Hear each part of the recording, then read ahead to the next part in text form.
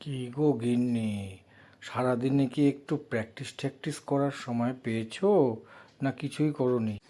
আর practice? তোমার সংসারের হাঁড়ি ঠেলতে ঠেলতেই আমার জীবন চলে গেল। আর ওসব গানের প্র্যাকটিস ট্যাকটিস আর হবে না।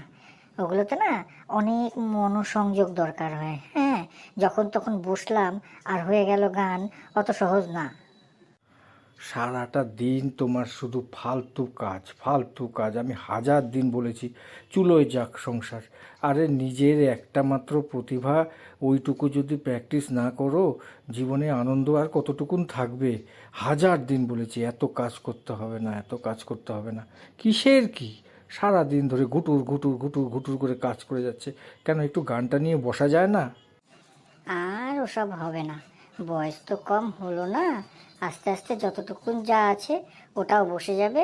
যাক, আর দরকার নেই। বাপ রে বাপ, এসব আর আমার দ্বারা হবে না। হাজার দিন বলেছি যে দিদি যে গানগুলো দিচ্ছে একটা লাইন করে অন্তত তোলো, তাহলেই তো হয়ে যায়। অনলাইন ক্লাসটা করতে পারো। ওই অনলাইন ক্লাসটাও যদি না করো, তাহলে আর এরপরে দিদির কাছে শিখতে গেলে দিদি আর তোমাকে শেখাবেই না, আমি বলে দিলাম। 3 কাল গিয়ে 1 কাল ঠেকেছে। ওই থাকার মধ্যে শুধু ওই একটা গানের স্কুলটা রয়েছে, ওটাই যা টিম করে চলছে। বাস, আর কি, আর আমার কিছু দরকার নেই।